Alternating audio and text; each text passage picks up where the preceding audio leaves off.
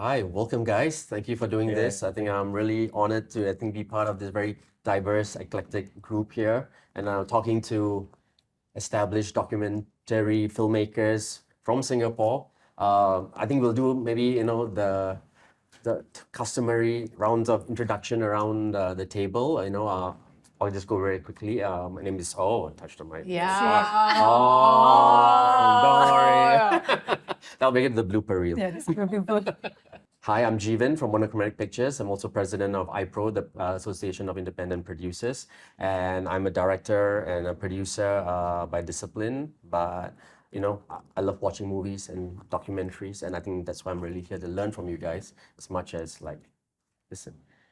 And we have Christine. Yeah. So hi, I'm Christine. I'm an independent filmmaker and I'm currently taking my master's at the National Film and Television School in the UK. Hi, I'm Luin. So I've been doing documentaries for about 18 years now. I am bilingual, so I do Chinese and English stuff. Yeah.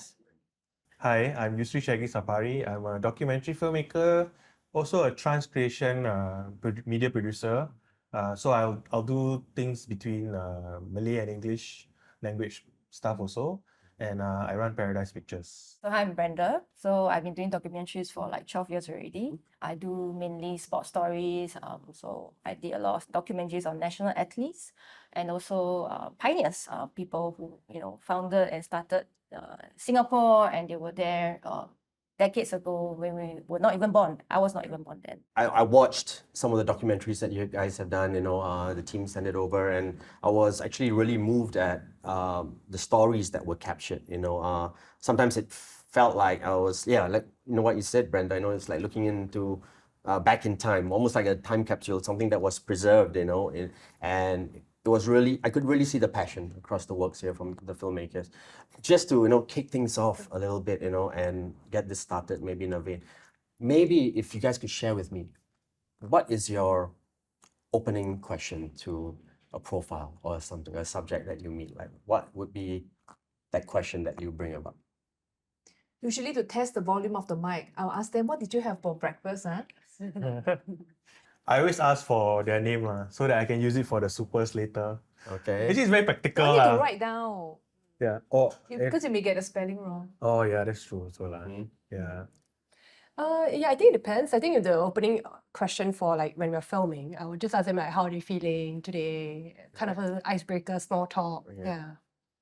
Yeah, same. I will ask how's their day? How do they feel doing this documentary with me? Yeah. How do they feel about the cameras? About being in this project with me? Yeah, just to let the nerves come out and. Right. I think we kind of got maybe a bit of that nerves out also. Yeah. Okay, now I'm just thinking, let's we are very cooperative. We really give you silent noddies. Yes. And then when she's putting down the cup, right, she was I know, she was just so silent. I quiet, was so that we watching don't that actually. kick out. Everybody was being very mindful about of that. the sound. Very demure, very- Very considerate. In the spirit of unscripted, People who do this. and documentaries. Let's Yeah. now let's start We're having that pros. conversation. Let's have real conversations. Okay, great. The first question actually on the table is really, what inspired you guys to become documentary filmmakers? Is that right? So for me, I've always been intrigued with documentaries. When I was studying sociology, I watched a lot of documentaries and I was, that's interesting, the way we study society through documentaries, through films. Wait, So, give me 5 first. yay, Saucy Major? Yeah! NUS! Hey, wow, what is this? I don't know. You gotta have something. Hey, of course, senior. You say 18 years, or 12 years? I could have started late.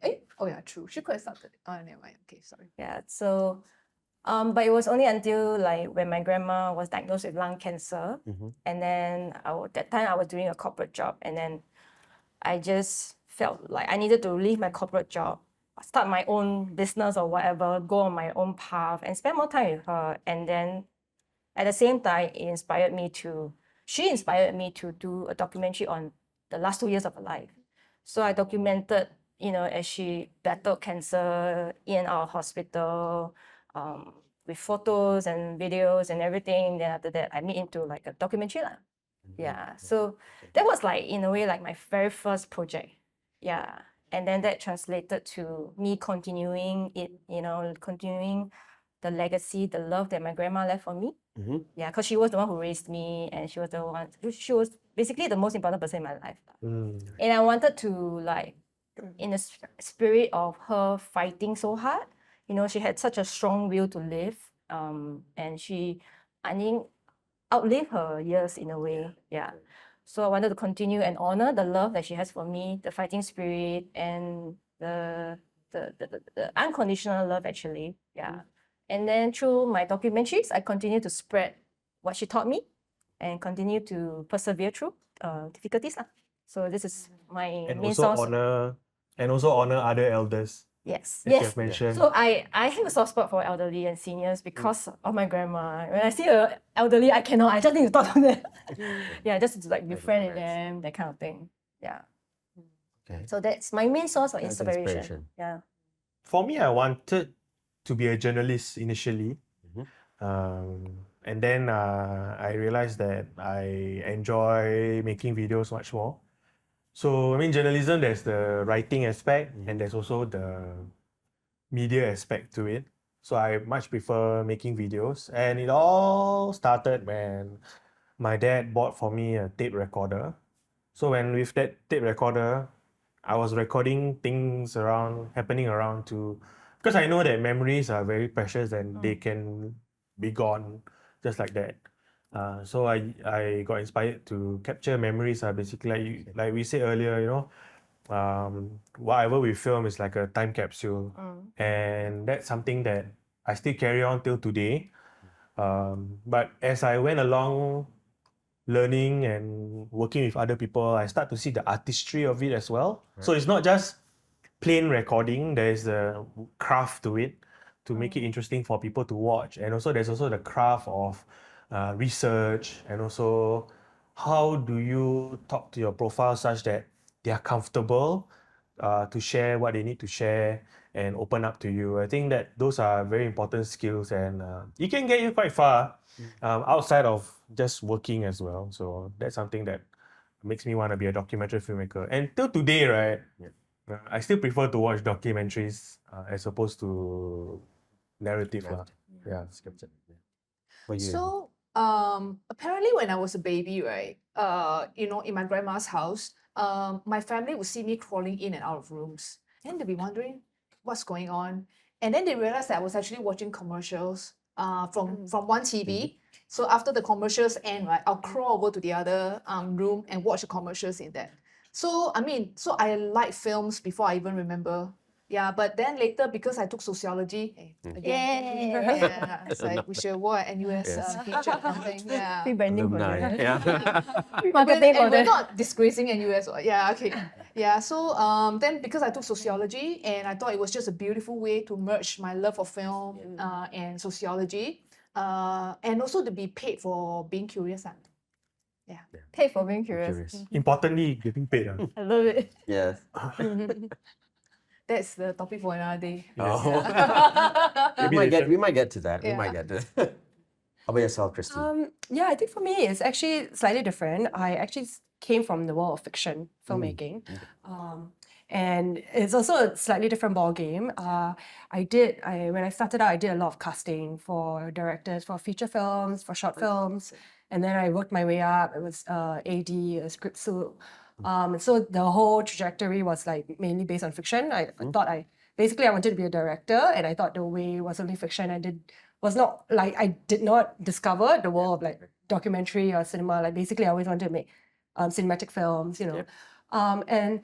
And gradually, somehow, maybe the hours in fiction was really long, tiring, sometimes also toxic, you know. Yes. Okay. And then I like just talking to people outside and started making my own stuff. So I made short fiction films, but I also made short docs. And then my love for that gradually grew, actually. So I'm at a stage of my life where I want to explore documentaries for now. And somehow, actually, documentaries are, from my opinion, harder to make than fiction. Oh, yes. Okay. So yeah.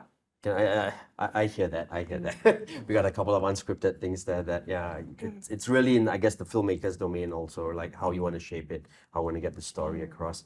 Maybe in that segue, right? Like, you know, what do you look for in the story? Like, you know, what are the stories that you have been doing, and, you know, like what attracts you to either these themes or these aspects of it? it's just, I think it's really simple. It's as if I'm curious about that, that's just something I want to do. I feel like I have a quest of like, I just want to learn more about the world, and there's so much that I don't know. And as long as that makes me curious about the topic, it could be anything, right? And I just think that if I'm that one person who wants to know more, I'm sure there'll be many others who would like to know more as well. Yeah. I hear that. For me, it's I would narrow it down to subjects of culture. Yeah, so I'm very interested in culture.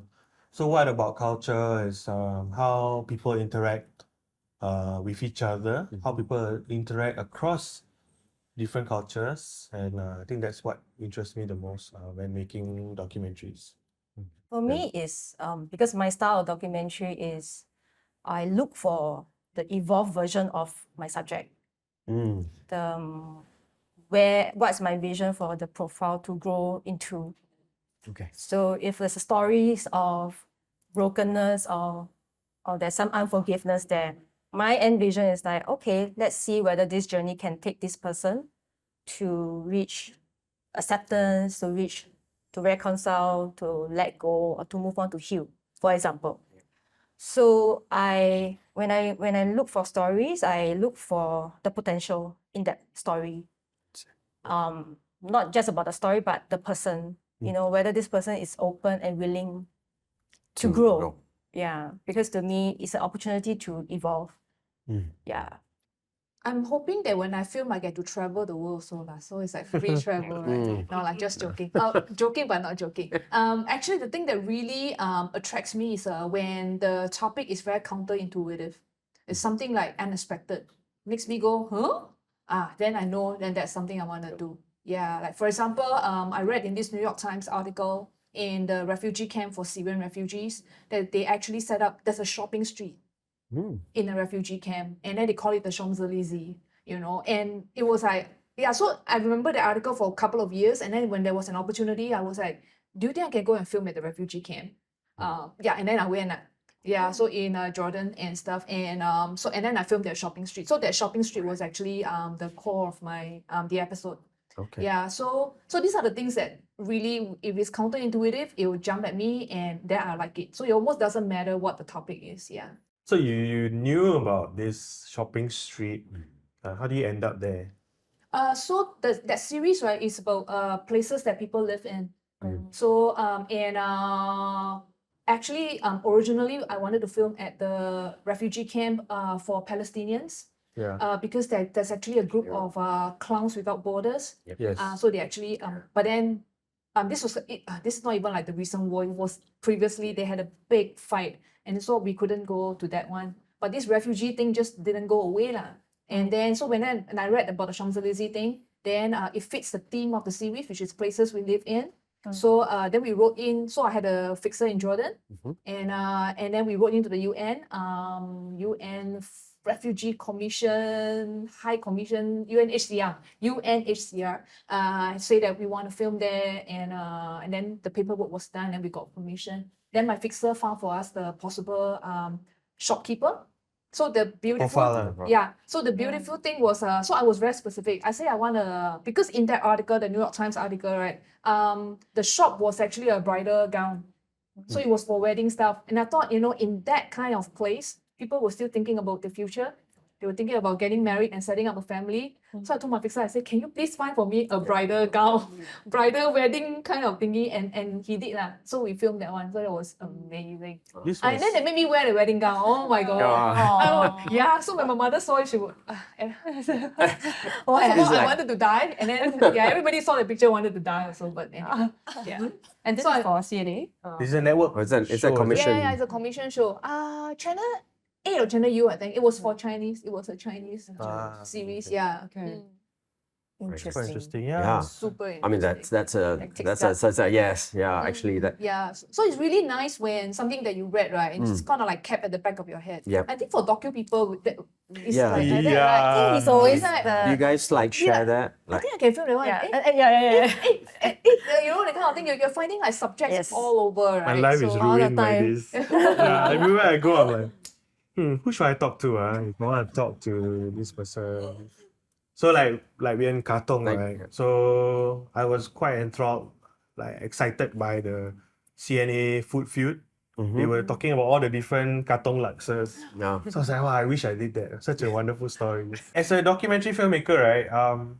You don't have off button, right? You don't have a button. Everywhere you go, you're like, like I look at this money, I'm like, what if I make a story about a money Piranha. maker, you know? Is it that inherent curiosity, that you guys all have, or are there also special places that you go to draw inspiration from? All these things that spike up. Like, is it the expected, like, okay, I do my research, ask these kind of questions, or has there been any are there any stories of where the story was completely like a surprise to you, or it came to you? Yes. Yeah. I mean, for me, All right, quite Brenda. a fair bit. For me, it's a gut feel thing.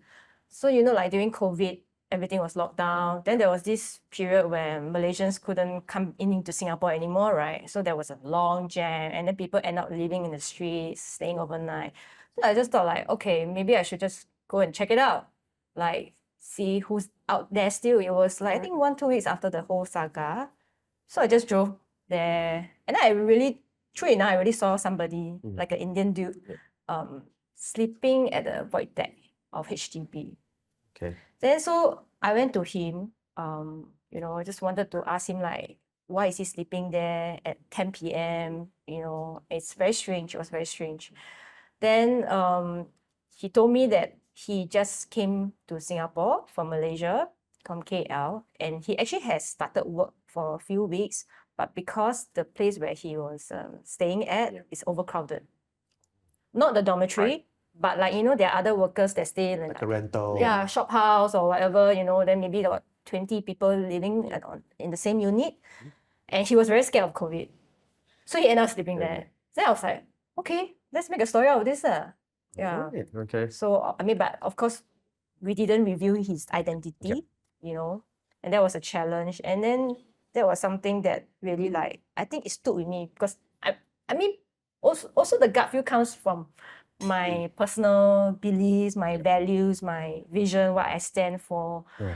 And I was born in Malaysia, so I understand. I have a lot of relatives that do this in and out shuffling every day, Johor, Causeway. So something that is like a gut feel, like telling me that I have to do this. I don't do this story, then I will regret that kind. Yeah. Same thing if I see a senior like an elderly down there, like, oh shit, like, oh, I just Can say. YouTube attack. it's like, oh no, like, oh shit, like if I walk away, like, and this elderly how, like this elderly like need help, like needs the story to, like, needs to tell people about, I need to tell people about this person basically. Yeah, I even made a documentary out of my mom too. Okay. And my Alright, dad, yeah, everybody lah. I mean, No one is spared. Yeah, no one's bad. I mean, if you guys have anything to add, I mean, towards that question of where you draw inspiration from, if not, like, I think what Brenda's also sharing is a interesting segue to how much of yourself as a documentary filmmaker is, in the show, and how do you actually look at your profiles, in terms of, like, be it access, like getting that first access, how does that conversation get by, and how does your story evolve, I guess, over time with your subjects? I think it's also a question of how do I see myself Yes. in the story as well. Especially, I mean, coming from film school and all, there's also a lot of talks about like the ethics of documentary making, right? And why are you the best person to be telling the story? And of course, these are a lot of conversations that maybe out in the real world you might not have the time for because it's, a commission or you're pitching something, you get it, you just do it. But then in film school, whenever you're pitching a project, you have to pitch against a panel of tutors who will most often push back and you'll be like, why are you the best person to tell the story? Are you telling the story because it's sensational? Or like, there's a lot of thought that goes into it. Yeah. So at the end of the day, there's always what we have to write a director's statement of like, why do we feel we want to tell this story? Why is this top story relevant to us? So it's a lot of research, not only on the topic, but also research internally. And I think in a way it's also good because it's my way of like self-expression. Maybe I relate to the story in a different manner of how it's maybe less seen, the story is less told, and I want to be this person to tell the story this way. Yeah. So I think there's a lot. I mean, I didn't really answer your question in that manner, but it's a lot of thinking about why am I the best person to tell this story. Yeah. Not saying that you have to be in that group to tell that story. I don't believe that as well. Yeah. But there needs to be some sort of link, or connection, I feel. Is there an objective stance that you guys take? I don't think there's ever an objective stance. Yeah. Because everyone is different. Yep. So we always color what we do. But at the end of the day, for me, when we make documentaries, when I make a documentary, it's all about being the audience surrogate, a version of the audience. Okay. And then you also need to be, you lend your curiosity for the audience to discover about your subject. And you always also need to look out for what else would the audience want to know about them. And I think that's the sense of responsibility that I have. Whether objective or not, I'm not so sure. Because sometimes we do, at the end of the day, we still have to entertain people. Yeah, so if it's 100% objective, it's as good as watching CCTV footage. Right? So you gotta piece it together in a way that Compelling. makes sense, it's compelling, there's a up and down, you know. Yeah. I mean, that lends very nicely with Brenda's earlier point, right? Like she almost has a character arc that she sees sometimes in her story. And I think to what Yusri is also saying, like I think it's in that storytelling fashion. I mean, Luin, do you agree? Because you also do a lot of broadcast facing shows and documentaries and all that. So any thoughts on that? Like, I mean, do you agree or do you have a different approach that you take for your pieces? So there's this thing, there's also this kind of like some people will say, let's say black stories should only be told by black people. You know, you shouldn't have this element of appropriation or whatever. But from sociology, right, we also learn about the value of this process called defamiliarization. Yeah. So sometimes I think it's a 101 I was thing. like, Yeah. Oh my god. Yeah. Familiar but not Refresh, familiar. huh? Refresh. Correct. Defamiliarization. So sometimes it takes an outsider to see what is blind. I mean, the insiders are blind to that. Yeah. They don't see. Sometimes they'll be like, "Huh, interesting, man. Are you sure you want to film me?" You know, and I'm like, "Of course, you don't know how interesting you are," and stuff like that. So, so I believe in the value of an outsider looking in, and of course, then it becomes the very fine line of why you, the ethics involved. Especially as a director, you have a certain amount of power over the profile that you're filming. Especially if they're a villager, they're uneducated, they are marginalized, they are whatever. You actually hold a lot of power over how they are seen on camera. And of course, after the shoot, right, I chop passport, I fly back to Singapore. Those people have to live with the fact that live with the consequences that their stories is told on camera and is there, you know. Yeah, so there's actually a lot of thought between how much of it is it about me, but actually also how much of it is about them. Yeah, so constant struggle lor. I think that's where the director thing comes in, right? Yeah. So what is your And not vision? CCTV, right? And not CCTV, Yeah. So what is your vision when you eventually edit this? What is it gonna become? When you release it, what are people gonna understand from it? So for me, there's a lot of time that I would have to take to assure and explain to my profiles like what I'm trying to do. Because when we make documentaries, you cannot always show the good parts. Yep. You always have to show the bad parts, and then you have to explain to them why the bad parts are required, why the conflicts are needed to be seen in the context of the documentary. Yeah, so that you have this arc that we mentioned earlier for people to watch, so people can follow the story and not be.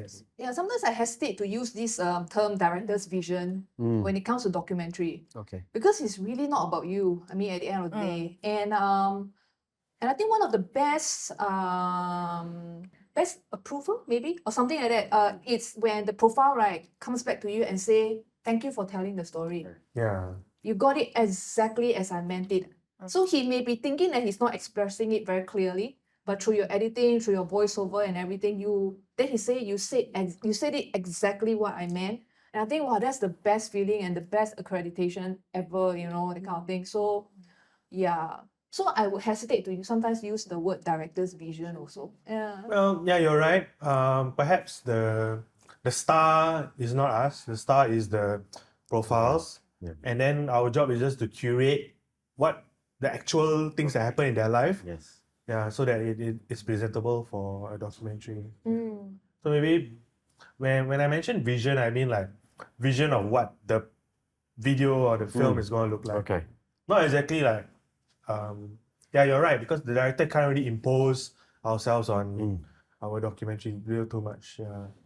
I mean, in this space of what we're discussing, actually, maybe if you guys could like share or cite a particular documentary that you've done, and maybe what wound up on the cutting room floor, like these tough calls that you have to make as a documentary filmmaker. Were there these instances that you remember or recollect? Okay, I had a very tough one that was done, I think, a few years ago. I mean, right now, talking about it still gives me a very heavy feeling. Okay. Yeah, because it's one of those where, honestly, I went into, I think it became very personal for me. Right. Yeah, and I think that's the struggle that as documentary filmmakers we have a lot.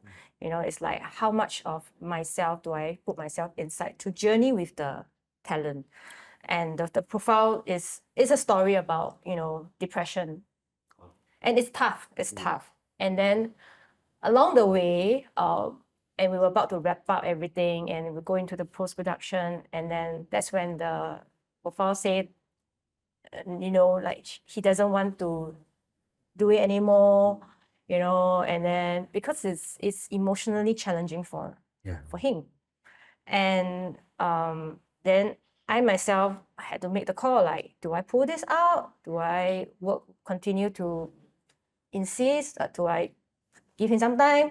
Do I, blot out everything, whatever that we have shot beautifully, just blur everything, or what?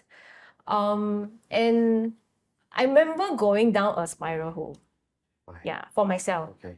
And that was my my inner work that I had to do, that I had to take a step back, like, okay, what's going on? Why is this happening? And then, but in the end, he also agreed on certain terms, like maybe like to cover up his face more, or to, make sure that he's, that's private, that is, his identity is not revealed .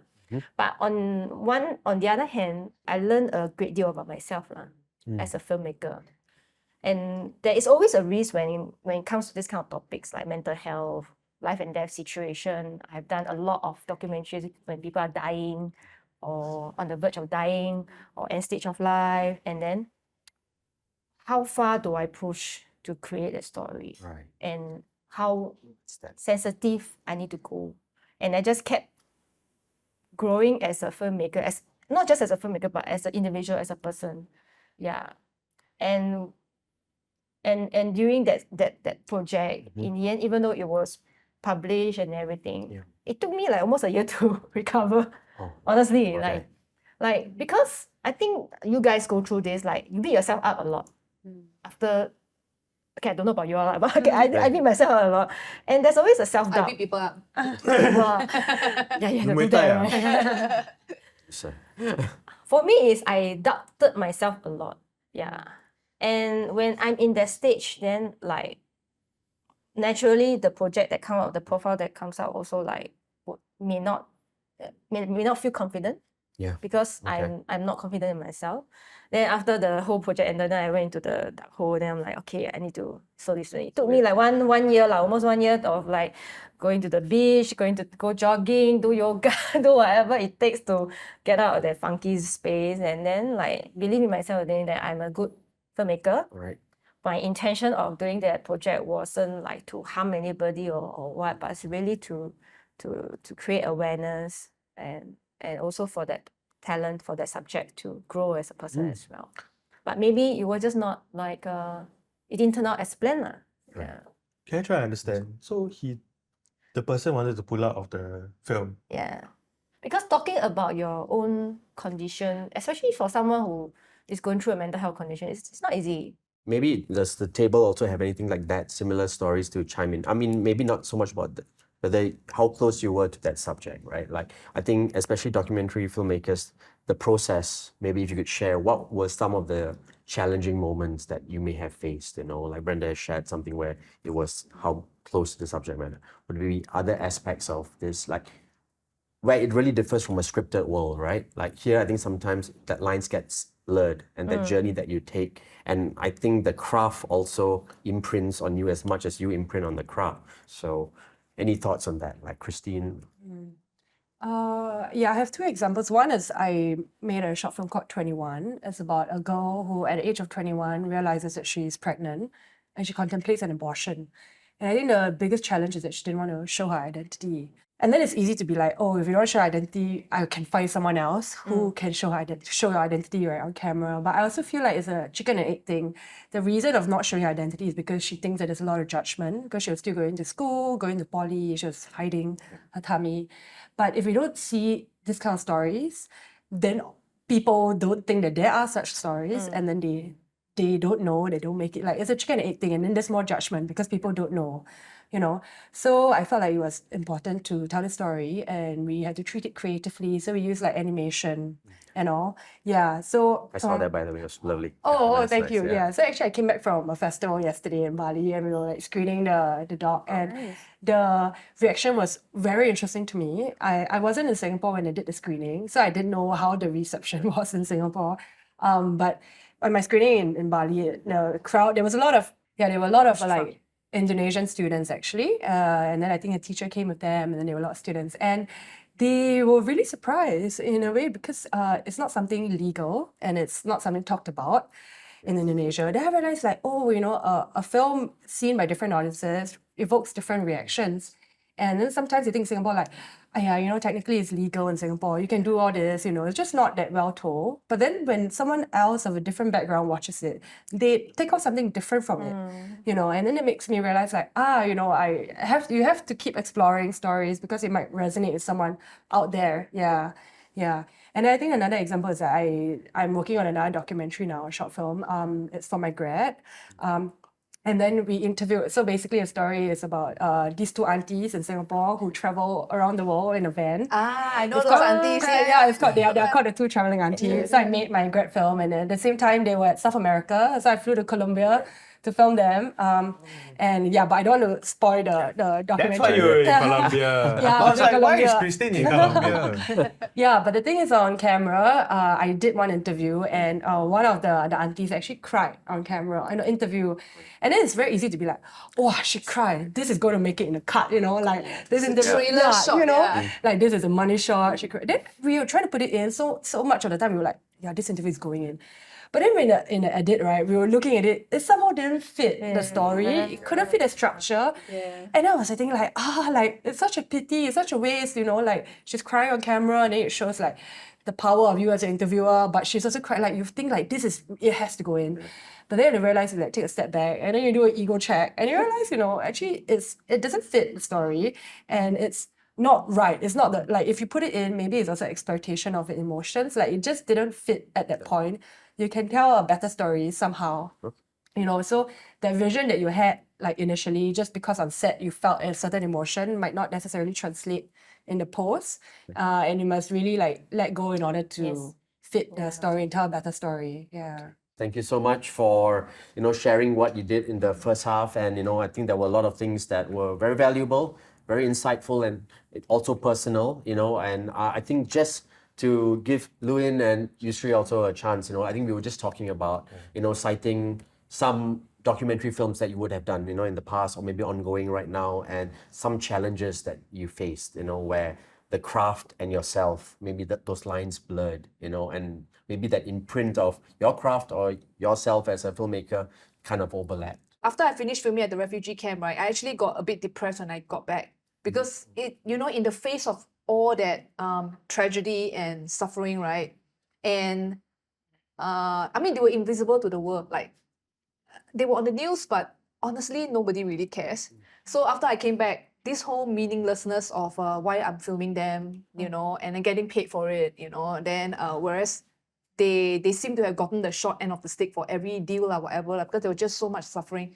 So I actually really questioned my job and what are we doing this for, and what's the point and stuff like that. Yeah, so then my friends actually saw that I was getting quite depressed, and then they were like, no, we really enjoyed the show, and then we learned so much. Otherwise, we would have never seen, content like that, and we never knew their stories and stuff like that. Yeah, so that helped me a little. So that was one. And then the other one was, I think, was also when, which is very tricky, right? And it's kind of like a minefield, is when you're doing true crime stories. So we had a bit of problem because the victim's family, right? They actually, they really didn't want the story to be covered at all on camera. But theoretically speaking, they can't stop us, in reality, because it's all public knowledge. Nothing is, everything was in the public records and everything, and the sentencing has been done. So it was legally okay for us to proceed. But of course, when the family who has suffered the loss, they say, don't do that story. Then, so me and my EP, we went up to the house. We were not going to push them to say yes. We were like, we're going to tell you why we're doing this, and if you still want us to stop, we will stop. Yeah, so we went up and then we talked to the remaining family members that were left behind after the it was basically a murder lah. So so we explained to them why we're doing this, and also help people understand what can go wrong, why did something like that, why could it possibly happen? And then actually then in the end the family gave us the blessing. Yeah, and one very important thing for me was also because I really don't want the family to turn on the TV and suddenly see their story put on screen and get the shock of their lives. So that's why me and my EP, we were like, no, we have to go up to the victim's family and talk to them. And if they really don't want, then we pull the plug. It's okay. We've done so much research or whatever, it doesn't matter. Yeah, so those were some of the tricky parts, because again, like I say, we finish the deal, we walk off, end of business, end of day. But for them, they have to live with the consequences. So have to be really mindful. Yeah, that's the ethics Ethics of Yeah. it, right? Yeah. documentary filmmaking. Okay, my story is not so sad. Yay! It's a bit more lighthearted. Yay! So, Struggles did you have with food? T-shirt struggle maybe. Need a tailor. so there was a huge part of my documentary which happened outside of Singapore. So in Trailer Boys, I didn't want to just make people believe that this group is only a Singaporean thing. Yeah. So Trailer Boys is a documentary about Singaporean truck drivers. So when I say Singapore truck drivers, a lot of people say, is it uncles or older gentlemen, right? Actually, no. Trailer Boys is about young guys who, by some whatever reason, they become truck drivers. Whether due to interest or opportunity, they are truck drivers lah. And then because they are young, they tend to put some spice into what they do. So they modify their trucks. They zeng their van. They zeng their van. Okay. They put chrome, they put like all kinds of curtains and all that to design their trucks, to make it beautiful for themselves, because that is their office. You know how some people design their office? Yeah. So truck driver also design their truck. That's an awesome concept. It is. I never knew It is. Singapore So have cool. this. It is I thought really it was a Pakistani thing, because It Pakistani was. truck driver also very zeng one. Pakistan, they have Japan. So the guys in Singapore are inspired by the Japanese ones. Because the Pakistani one, they paint their truck. The Japan one, they put the chrome and like print designs and all that. And they, for some reason, Singaporeans love Japan a lot. So Japan also got Abeng lah. yeah. So they go and make their trucks like that. And then Philippines also has it, right? So we went to KL for a truck convention. So imagine next to National Stadium, the car park, right? It's all filled with modified trucks from all over Malaysia. The entire Malaysia, some Thailand also, they drove in. And then they make so much noise and it's noisy. Guess what? This entire segment of the film did not appear in the film. How could It was such an interesting thing. I flew drone, can see all the trucks. How could you? Can see all the people like, yeah. You know why? Because my protagonist was not there. So it doesn't fit the story. So it doesn't fit the story. So I'm like, I got this long ass segment and they met the Malaysian Minister of Transport. They had booth. So all the truck clubs have their own booth. Then there was interesting truck clubs also, like they have lady truckers. So female truckers in Malaysia. Yes. Oh, that was interesting also. Then I'm like, oh, all this is gone. Now I even did interview. Now I feel like going back to my hard disk and check and maybe do something about it. Yeah, so I couldn't put that in because the protagonist that we ended up choosing wasn't the one who went to KL. Oh. Yeah, and we had a whole So you trip shot that very you early shot in the all- process, is it? in the middle of the process. Yeah, and then like because I took so long with this film because I wanted to really earn their trust. So there's a lot of directions where it went at the time. Yeah. Another one is because I'm an independent documentary filmmaker, right? The path to what we do is not so straightforward sometimes. Because we don't have an institutional like backing Yes. what we do, right? Yeah. So I wanted to do a story about a musician, a very old musician. But I think because the story was linked to someone else, then you gotta respect Yep. that person, right? So you cannot to put it in Singlish or Malay, potong jalan and then just do. But I really wanted to do this story, but I couldn't.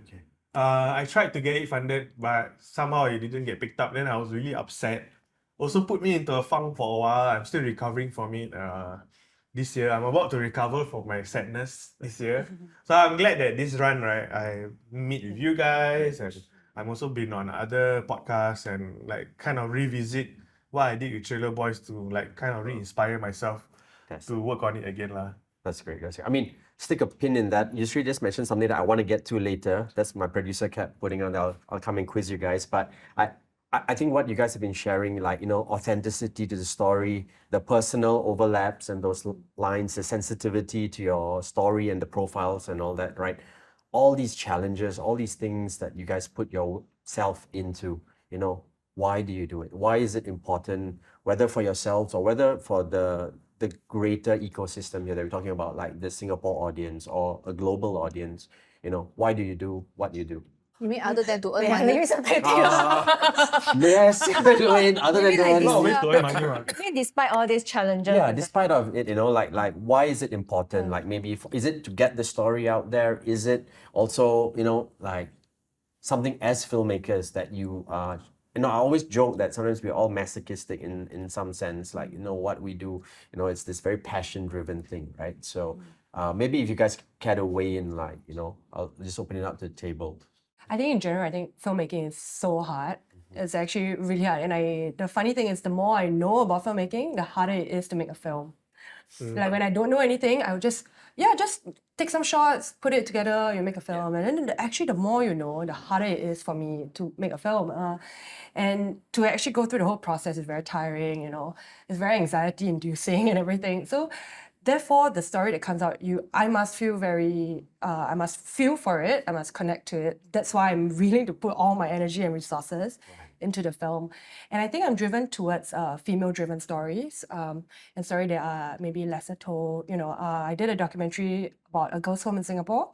And I think this kind of stories, we don't really see it in our local media context. And when I was doing the documentary, I think a lot of people who actually came on board as crew and stuff, they all thought like, oh, when their like parents drop them off at home or like taxi drivers, you know, and they would think like, oh, girls' home are like, you know, these are people like children who are bad, you know, like problem kids, bad. But actually, most of it after my research and getting to know these children is that more often than not, wrong has been done to them.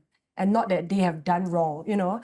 But because we don't see the stories, we form a stereotype and then it becomes a chicken and egg thing all over again. So I think the reason why I keep doing it, because I want to tell lesser known stories and put it out there and to kind of break that stereotype. Yeah. I'm very driven, right? Not by the fact that I want to show these stories to the world, but it's because I'm really very curious about them. So I really want to find out more. So I'll give you an example. So when I was a kid, right, we have to read this literature book called Detachment, which is about a Roma gypsy family. So that's why I know, there are people called gypsies. Back then they were still called gypsies in the Today world. is a slur, right? Yeah, exactly. Yeah, it's a slur. But and then when I was in Paris, right, so my phone almost got pickpocketed. Yeah, and of course it was a Roma person. And then when at that point, right, then your radar is up. So I started spotting the Roma people all over, and I could tell which one of them is out to pickpocket, for pickpocketing lah. And I just felt that I was so racist on that trip, you know. I was so racist. And then after that, right, I'm like, you know, how can people live like that? You know, what happened? You know, why does an entire group of people pick a lifestyle like this? And then I became very curious about them. So then got one opportunity to do another series. I'm like, can I go and film Roma people? Because I want to see them as human beings beyond the stereotype. Almost like I want to correct my own prejudices or whatever. I want to know more about them. And of course, they make great music. So I'm like, okay, let's go and film them with their music and their art and their dance and their culture and all the problems that they face. Yeah, so I went to Slovakia to film them. And it was amazing filming because they are also very segregated. Yeah. It's like a ghetto kind of setting where the Roma people, where they live. And to be honest, right, it really looks like a slum in Philippines or Cambodia. You won't believe that this is in Europe. Okay. So the quality of life and everything was terrible. And the discrimination against them is institutional. It's institutional. But they're also very messed up in terms of how their culture and stuff like that. There's a lot of generational bad stuff happening on and on. So I think that's amazing because then I get to correct my own prejudice. Then when I do the story, maybe you'll correct somebody's prejudice also. Yeah, because that was my starting point. It probably leaked into the storytelling at some point. Yeah, so I don't really go from I want to build awareness I'm more of like I really correct. Just want to have fun. Actually, it's exactly the is very same. nice. It's exactly the same as what I went through with Trailer Boys. Because when I first saw the truck, right, and all these modifications, I think it's so ugly. Why So why big. is it doing this? Yeah. Right? And then I caught myself, I'm being like judgmental and prejudiced. Then I'm like, you know, I need to atone for my sins. Let me search for these guys and see them as humans. So, in essence, documentary also can be like, how do we see different types of people as people? I won't say equal because everybody's different, right? I would say like, how do we see them as human beings that deserve to live in this world and have value?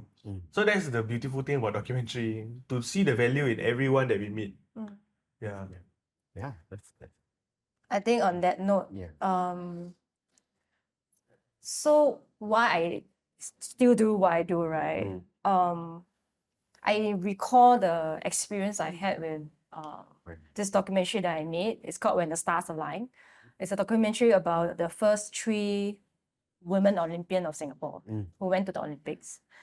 And it was very hard to get all 3 to agree to me because one was in Australia, 2 of them, they are all in their 80s already. And then 2 of them in Singapore, but they are like the everyday kopitiam elderly auntie sitting down there buying drink, buying kopi, or at the void there talking to neighbors, that kind of thing.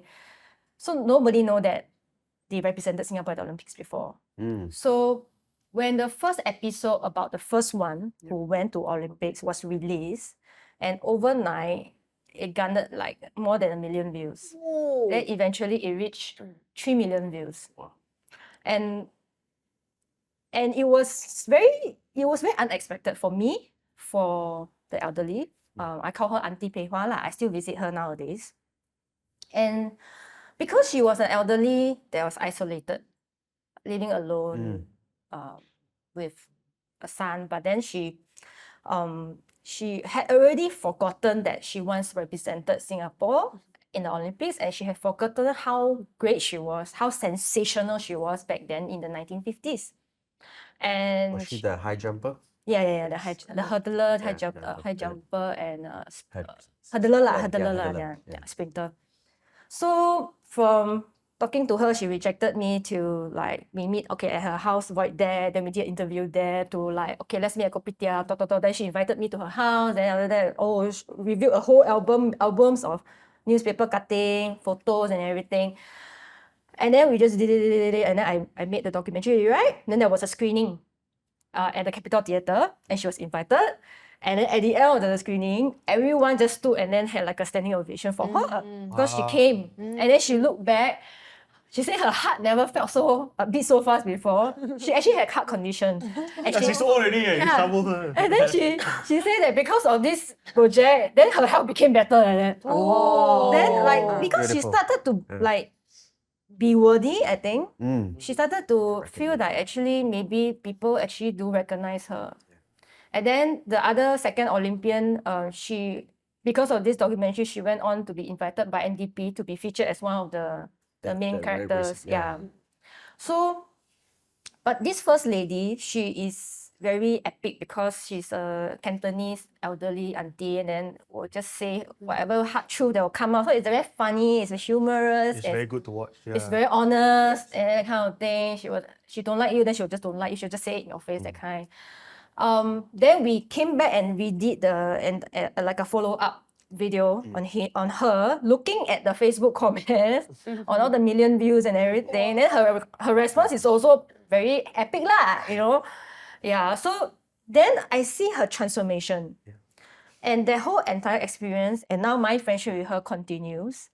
And then we went through COVID together and everything. And this is, when I look back, I think this is why I do this, because you never know whether these people just really needed to be heard, to be honored. Yeah. And these are the, maybe isolated groups in the society, the elderly, the seniors, or like what Christine shared, people, girls from girls' home. Yeah. Yeah. And people who are discriminated or stereotyped, and we as documentary filmmaker, there's a responsibility to share these stories and honor them, even though they may not feel that they deserve it. Yeah. And yeah, so I think this is why I do what I do. Actually, I love how what we do, right, often has a tangible, real life, positive effect to the people we work with. Yeah. Like the people we feature, right, because we shine a light on them and make them look fabulous, there's positive attention towards them also Yeah. that continue to grow. So what happened for Trailer Boys is that this year, I think the truckers were also featured on the Malay news. So that was something to honor to talk about their hobby, which is to modify their trucks. Actually, the act of modifying your truck is actually illegal. But I think with this kind of exposure, it makes the authorities consider another point of view towards such hobbies. Maybe they allow it to a certain degree that is safe for the public. We don't know. So at least this kind of exposure is positive to them. And your story also shows that, this person was quote unquote forgotten by us. And because of you shining a light on her, she remembers who she was and how glorious she was. Yeah. And improve her heart condition. It's Actually, a I like- real life tangible yeah. effect. To add on to that, like I did a short documentary about a mom who lost her son by suicide.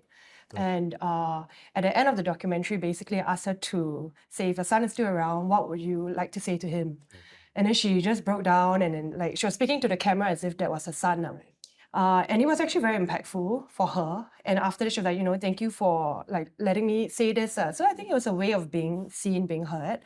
And I think she made the news, and then CNA did another doc on her, which was very similar to what I did. Is it the Please Stay? Like Paul, Paul, it's right? like Paul's Paul. mom, Yeah, right? like, actually, it's Yeah. from my story that Yeah. CNA picked up. But anyway, what was interesting is that this film was screened at like a mental health film festival in Singapore. And then they are actually having talks with like corporations, like Standard Chart and all that, to like bring in mental health conversations in corporations. So I think sometimes at that point, I'm not able to see the impact. It's something that made me curious, that I want to learn personally. But after I did it, then even if the film may or may not be good for various reasons, but the impact beyond that it went further than what I could imagine. Yeah. It's like a ripple effect. Yeah, Ripple, right? yeah. Yeah, I see. I mean, what's being shared here really feels like it seems to be like a catharsis for you guys as well as your subjects, and that ripple effect I think is undeniable. I've seen the shots that you guys done, the documentaries and all that. It really stays with you, and I think it's going. My next question, where I'm leading with this, is like actually towards the landscape and what you are doing for that, right? Like in the fronts of these stories are sometimes you may not see it as being commercial and all that. And so where I'm going with this is actually funding. How you guys move these stories about, like how do you guys get this going? Because sometimes it might be an abstract notion, an idea, a gut feel that you're running with. How do you take that, and make it into something tangible, run it through that pipeline of funding? Feel free to add in like whether, also the digital era has helped any, or social media is also helping any. But what are your thoughts actually, towards this process of this indie documentary filmmaker and the process of also getting your films made?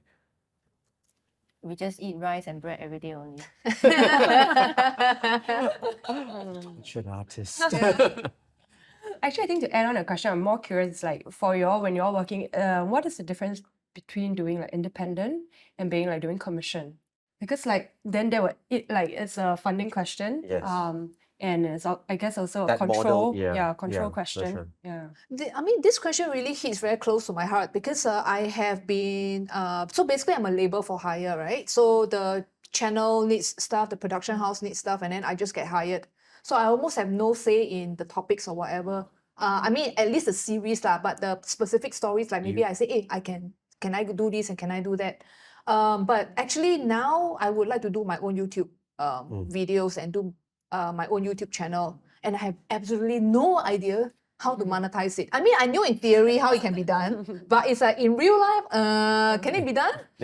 Yeah, 2 million so views. I saw there's this YouTube channel I'm quite interested in now. It's called Hong is Bored. It's the entire series is in Chinese, Oh. but I still watch. You see, they have subtitles, right? He's like discovering all the strata malls in Singapore. So all the old malls, right? He will go in and then explain like what's going on, what's the culture, what's happening. So that's quite interesting. That YouTube series, you can check it out. so he just do his own YouTube series. Yeah. That's so cool though. Is that a That's so model that cool. you guys are looking into, like in that indie spirit of maybe also being independent and controlling your editorial versus like what Christine also was mentioning, right? Like the commission model, like where it's, maybe a bit dictated or it's already set, in a certain path. Yeah, So I have passion projects. I call them passion, passion projects. projects. Yeah. That need me to go and pitch for funding and all. And fortunately, along the way, I've had successfully pitched for it. There was a series with MCC Wise funding, series with Heritage Board funding, series with Honor Singapore funding. So these people who, the stories have to fit their agenda as well. So, and generally, my stories are inspirational kind of stories, except for one that wasn't allowed to be published. Why? Roughly, What? LGBTQ? No, it's not. It's a true crime like related, and this guy was like dying and prisoner, and he was dying in the hospice. So I went to film anyway, but it was screened. Yep. Like at a private screening. So not allowed rating or what? Huh? Not allowed rating, is it? not allowed by government organization certain government organization. But then if you put it on okay, YouTube, okay, they okay. can control me. Don't know leh. Actually, yeah, this one I also don't know Yeah, leh. I want to know more leh. Can. This story is very good. I Yeah. can You put tell. it on YouTube, Yeah. Huh? or submit it as an Yeah, independent Oh, that documentary means for you festival. need to leak it. Lick it. Yeah, it's a leak. Now's Yeah, the really, time. yeah. You got five cameras can to link explain. to. Yeah. I can explain to you outside of the camera who has done this and how it was done and how Oh, far they went. okay. So, Is your duration long enough to be a half hour or feature documentary? How long is it? I think 10, 11 minutes or so. Oh, Because you can do a short doc festival on the indie film circuit. Yeah, I also don't know. So this film has This been man. like parked in my Hard drive drive. for like years. So anyway, what was I saying? Funding. funding. So you really got to see like, okay, I got this story, then who is suitable, who may potentially want to fund it, that kind of thing. But then the Heritage Board and the MCYS, whatever, they don't call for pitch, right? So it's don't. like you cold call, you write them and say, I have this deal. Are you interested? Yes and no, depends. Yeah. I mean, even VC also calls for like pitches and all. So But don't you think the climate these days is harder to get funding? Yeah, I don't know. I don't These know. days? Don't know what happened. Huh? Yeah. Right. It These is. days, right? Everybody is hit. Yeah. I think the Narrative, narrative the and appetite, Yeah. the appetite to fund films is lesser now. Yeah. Because right, people are doing reels now. People are doing Insta reels, TikTok reels. So my documentaries have evolved over time. So the recent Olympics happened, right? Yep. And I've been documenting a lot of stories for 10 years with the Olympic Council in Singapore. So I filmed this national athlete when she was 18 years old, and today she's 21, 22, for example. And I can throw back to that the interview back then. Awesome. So I have an entire archive of their stories, right? So what I proposed to the client was that, hey, let's do reels this time around, And make it vertical. Yeah, vertical. I mean the resolution not as great lah, but then but at least there's reels. Like we call it the docu-reel series, no? Yeah. So it's just 1 minute 30 seconds right now. And I think the challenging part is it will not be able to evoke as much as I want to. Right. Yeah, because it's so short. Short, right? And And you don't have a captive audience. yeah. But can you do a longer version and then the reel is kind of like a hook? Then they can click on the longer version if they want to watch a longer, more emotive version if they want to. So this is my current project, which is in this format. So they want to have like 1 minute 30-second version, then they want 3 minutes, they want 5 minutes, Yeah. for Yeah, example, full width. 10 minutes kind of thing. So, but times have changed lah. Yeah. Don't say like that. You're very young. Don't say like that. Don't say until like that. Yeah.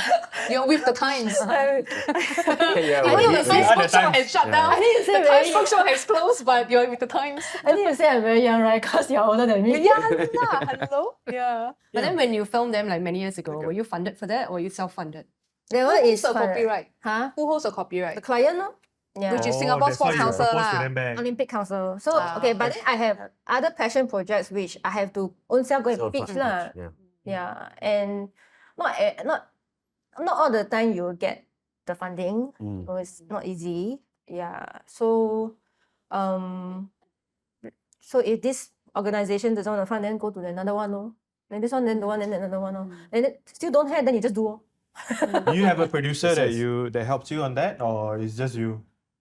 Sometimes I do have a producer. Yeah, it helps, Yeah. You need an advocate. Yeah. I heard. Perfect Conti Would, Give you a cup have, points some have you more. guys actually considered the commission model, like to pitch these things into like proper at the broadcast windows, or to take that, or I need help on that. or no? I mean, Yeah. but if you have dabbled in it, what's that relationship like? Do you sometimes feel like that editorial control or that's quote unquote censorship? Does it get in the way of your storytelling and your voice? So I think it depends. Like for example, like commission models, I did work a lot of work with Vitsi. Okay. So basically, it's like a close call where you pitch your projects and then you get certain funds. Which often, because of documentary, the nature of it, like the budget is always smaller than fiction. Unfortunately, really sad.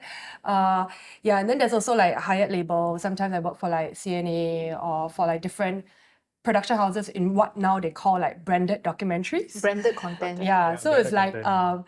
it will be like this ministry or this client wants to make a documentary, and then so it's like branded documentary, which actually now that I'm taking my master's overseas, right, I've learned to see that these are not even documentaries. And I so Judgy. This is No, in terms the pure, the purity, yeah, no, but I also think like maybe it was also very interesting. Like, I mean, it's a different notion, and I think maybe the docu world in Singapore is also maybe a bit like it's young, it's very nascent, and how we see the word documentary, right? People will say like, oh, like okay, I don't want to name names, but I'm just trying to think how to like what we call docus is very loosely used, especially in a corporate space lah. And then they give a lot of money, unfortunately, which you can make a feature doc or you can make a short film, and then they say like this is a documentary, and then now I watch it, I'm like, it's not really a documentary. If you know everything from start to end, and if there's no story, it's like really beautiful B-roll shots with a interview soundbite, and then they call it a documentary, and you really question like, is this truly a documentary? And not trying to be purist or anything lah, but there's also so much to explore. But then now that becomes very formulaic. Yep. Yeah. And I think that's a pity, especially if there's so much money in it where you can actually push the boundaries, you know? Yeah. So I think that's the difference also between like commission and like independent, the spirit of independent filmmaking, lah, you know, of trying to push. And then commission is sometimes they want things that have been tried and tested, that does well. And it's quite the standard, the more, yeah. I hear that. Yeah. That reminds me of what the thing is, right, people who don't do film, they call anything that has an interview A documentary. Yeah. yeah, or they, Is this a documentary? to me, This is roundtable discussion. Does it some count? people will call this a podcast. But with That's another visuals. term. Yeah, That's that's another another term term that that's is kind of being been used used quite now, loosely. yeah. Right? As long as a bunch of people are interviewing and talking, podcast. Yeah. Yeah. Then Yeah. as long as, people as go long there as you now. have a one camera interview, Yeah. docu, or someone is being interviewed and then B-roll, a beautiful B-roll, docu. We I got also have five. one- We got I mean, five cameras cameras some more. on. Leh. Do I we need also to have give them some one- eating B-rolls? Yeah. Later, we ask them. So yeah, I'm also pitching for one, hoping to get, but I'm not. It's not independent lah. I'm doing for a company. So they say, oh, they want a documentary style. I'm like, yeah, okay, Yeah, sure. I'll do it, man. Yeah.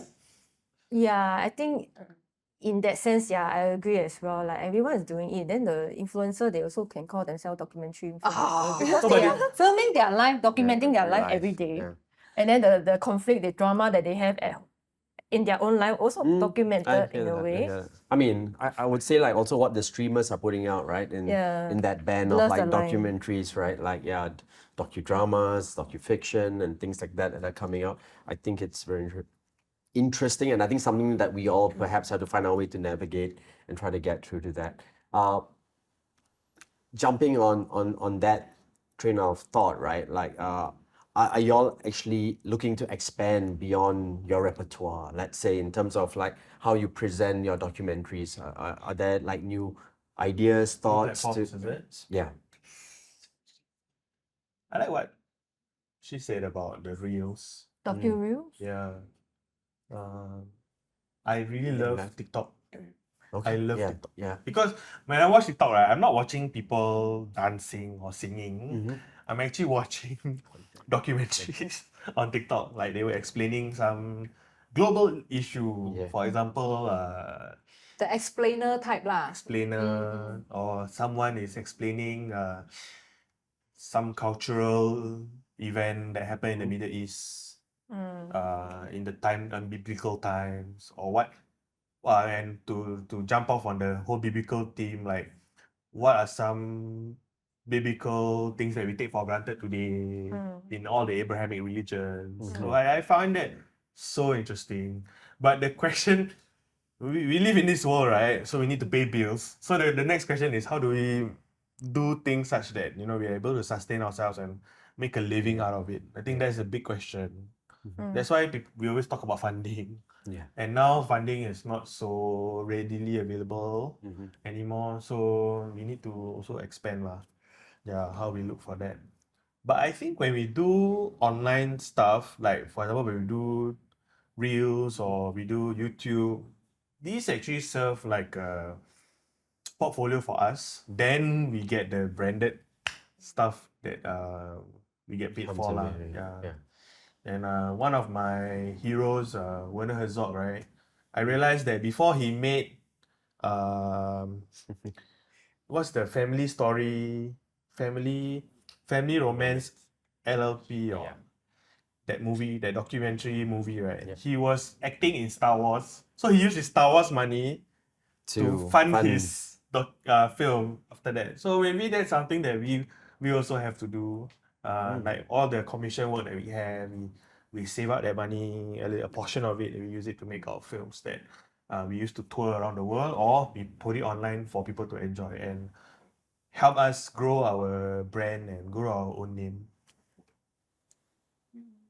I mean, I on that note, right, I feel like documentary filmmakers lead that charge sometimes. Yeah. Like just picking up that camera and running with it. And it's very admirable, like in terms of the endurance you put in, maybe you could share a little bit about that, like from either a personal aspect and all that, like from just grabbing the camera, sometimes either running with that story, but it's also access and like endurance, like Brenda, you said, right? Like sometimes staying with that story years, in the making, or filing it away and then coming back to it, what gets the heart pumping, or where are these, the parts where maybe for other documentary filmmakers, they should take heed from your experience.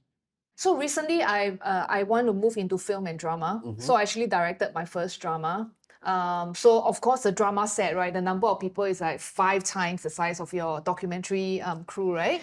So we were filming. So there was noise outside. So we needed to basically, I think it was some grass cutter or the blower guy. So we need to get him to like, can you just give us half an hour, go drink some coffee and then come back. So I stood up, right? I was going to go and ask the grass blower to. And then my CA was like, can you don't let the director do this?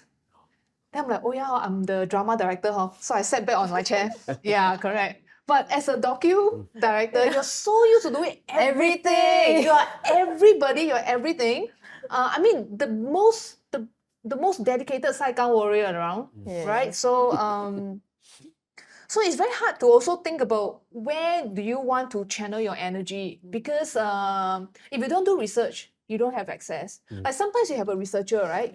But the amount of time you yourself have to do the research also, because you have to make the call whether this is good enough. Where's my true line in the story? How does it link with the other episodes and stuff like that? So you got researcher, okay, you got fixer, okay, you got this and then you got that. But in the end, you just end up doing so much stuff on your own. So so I would think that if anybody wants to come into this field, right, I think it's so important that you're a generalist. Okay. Like you really have to know everything. Yeah, correct. So you don't have to be really good at the technical aspect, because you will still have a cameraman, you still have a lighting editor and everything. But if you are not a generalist enough, right, it's very hard. It's very hard to survive, I think. Okay.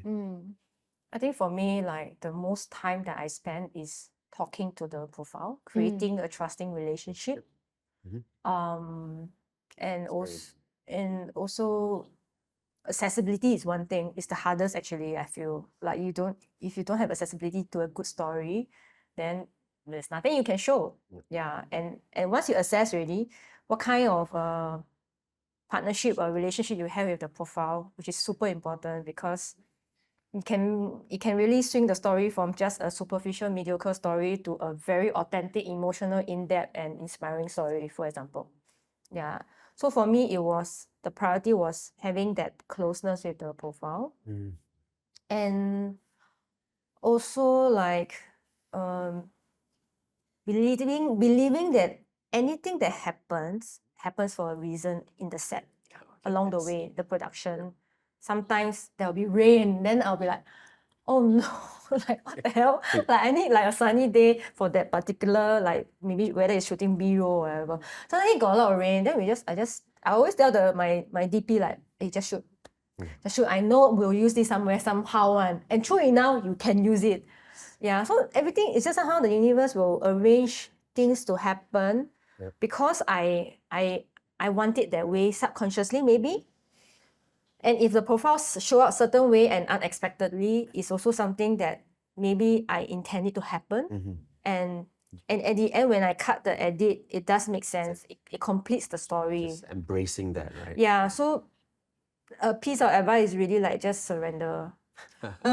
Just go with the flow. Right? Yeah, and being very flexible and at the same time being intentional about what you are creating. Yeah. And I always feel that when people ask me what I do, I say I'm just trying to be a better human. Yeah. And when I work on myself to be a better human, naturally the subjects will want to be, towards that direction as well, which is what I intend the story to be lah. I mean, this is a little bit off tangent, but I once attended a masterclass and the speaker was saying that he approaches fiction performed like a documentary and he makes documentary shot like a fiction. And I think that was very interesting, and that's something that I still take with today, that even for me, a film is a film. How we define genres is by fiction, documentary, animation. But at the end of the day, it's a good story, right? And anything with a good story, to me, that's a story well told, and that is film itself, So in terms of expanding, I maybe documentary is something that I'm interested in, but might also go back to fiction. It's just how a story is told, you know. There are many types of documentaries as well. There are maybe like very cinematic ones, you know. And then also sometimes people watch a fiction and be like, oh, the performance is like so real. It's like a documentary. And a lot of directors are always going for that like realism that feels like that character is like non-actor. You know, there's Yes, a lot of you just directors I wanna- work yeah, with doing try to cast characters who are like not an actor. They always say not an actor, right? So in that manner, there is a kind of documentary aspect or technique taken, and I think the line is always blurred. Yeah. So I think between both, right, it's seeing where my heart calls me at what point of stage. And film is film. You know, it's just a medium. Yeah, for a good story. Yeah. For me, a lot of filmmaking actually happens outside of the screen, Okay. and sure. particularly documentary filmmaking. So I resonate a lot with the idea that we need to have a strong relationship with the profile. I've seen attempts on making documentaries where it's very touch and go, and when you do touch and go, audience also can feel it's touch and go, and then it's not as powerful as it could be. I mean, at the end of the day, we are trying to, like I said earlier, we're trying to make people more human. So to know someone, you have to spend a lot of time with them. That means when you meet them for the first time, no cameras are allowed. You need to talk to them, respect them as a human, learn about them, research about them. Later on, then the cameras start to roll. Then you create the scenario, like, okay, for example, the shopping street. Okay, today we're having we wait for a customer. How do you interact with a customer? Then you wait, you know, you create a scenario, then you do. And another thing that is very important is, let's say you're interviewing someone that is known or who has done something significant. I mean, I'm assuming I'm talking to someone who has never done a documentary. So I think what's important is that never come in with repeated questions that have already been asked a million times. Because if you talk to someone who has been on camera before and you ask them the same old things, they will get frustrated. Yep. They'll be like, why are we going through everything from zero? You know, you need to piggyback from another interview that's already being done and then grow from there. Because at the end of the day, we are actually trying to add to the tapestry. The tapestry is already there online or wherever, on books or whatever. You're trying to grow that collection when you make a documentary. So you need to remember that acknowledge those who have come before you and then build on what they have made rather than smash everything and start back from zero. It's very frustrating for everybody involved. I hear that. I mean, you know, just maybe to quickly wind up and, you know, like, I just want to hear from you guys, like, you know, what are maybe some projects that are on your plate right now or on your list, you know, your wish list to be done? Just maybe you could share a little bit about that or something that you haven't done. Yeah, so I'm currently working on my grad film, and it's about two traveling aunties. So it will be showcased at our graduation early next year. Yeah, and then that's something that hopefully we will submit to film festivals, and you know, travel around with it. Yeah. Is there, I mean, just to add on, like, I mean, is there maybe a new theme also that you are looking to explore, like, you know, as a filmmaker, documentary filmmaker, like a itch that you're waiting to scratch? Yeah. That's a very difficult question because I'm curious about a lot of things.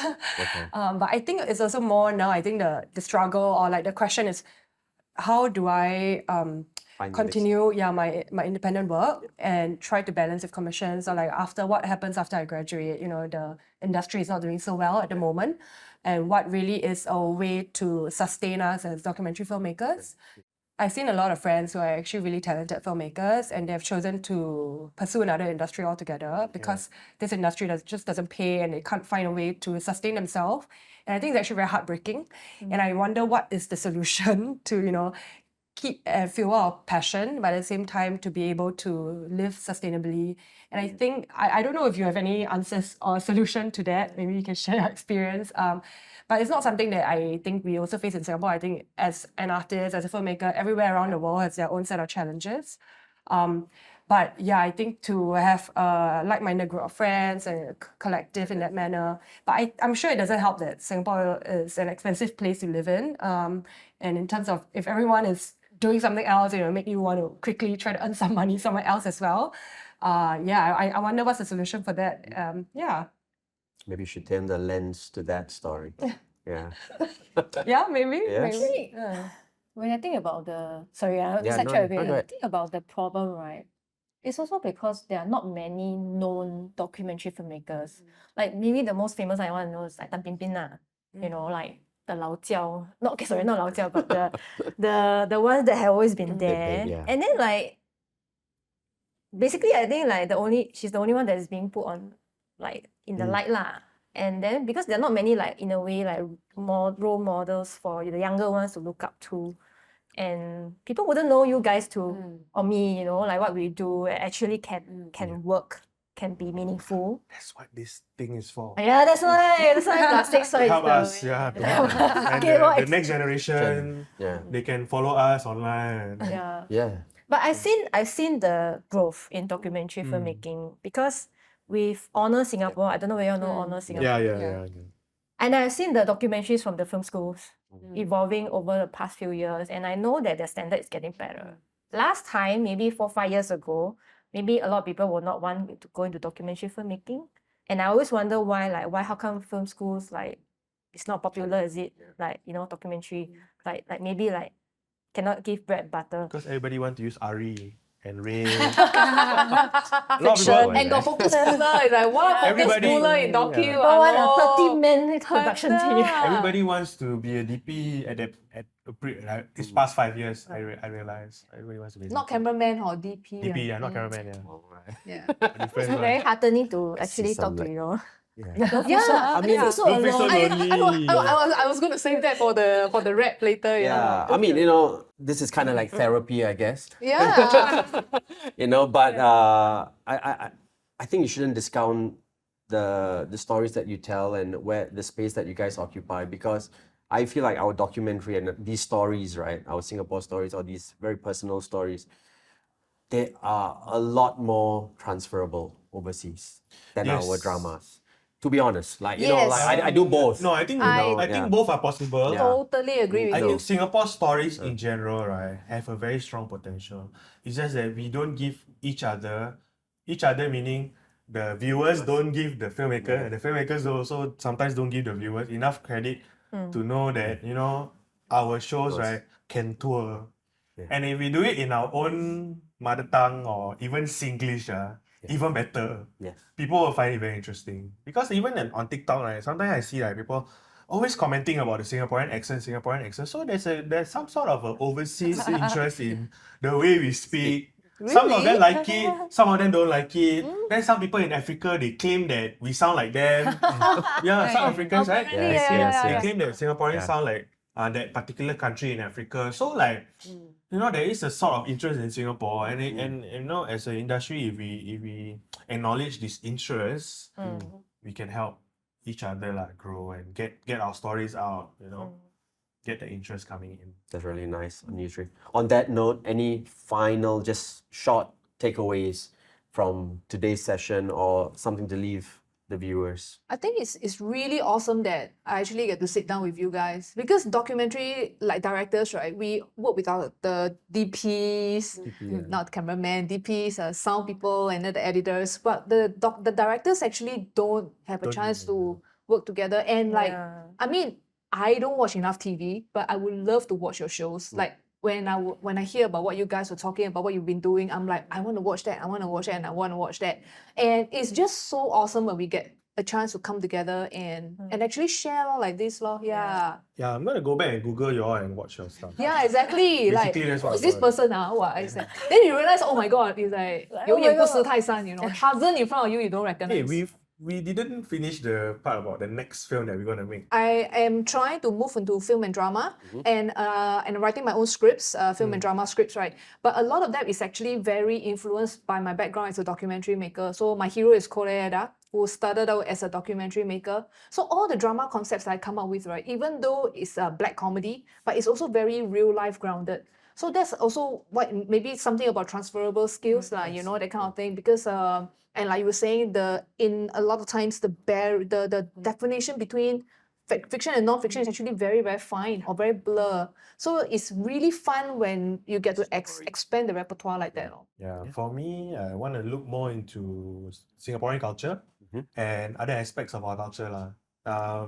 One grim story that I really want to do is about another type of driver, another type of vehicle, but it's the Muslim hearse. So Muslim hearse is called van jenazah. So the Muslim hearse is called a van jenazah, and I wanted to do stories around this vehicle and the people who work in there and around them lah. Okay, Yeah, great. You have a car thing going on. I don't know why I don't even like cars. For me, it's just like continuing my stories about old people. I think what really fulfills me a lot is because a lot of my documentaries have been played at funerals of people that I've documented before. And when I experience that, it's something that's really like an assurance for me lah. You know, it's a gift that it's a gift that I get to share with the loved ones that are left behind here. So continuing my journey on documenting people before it's too late. Then right now I'm working on a documentary that is about a football program for youth from vulnerable background. What I'm curious about is the underwater world, which have been itching, you know, for a long Expensive You mean like leh. the Sentosa Very expensive. underwater world? No, Like diving. like Diving. diving. Yeah. And because I dive and then I have experienced how bad the impact is on the environment from humans.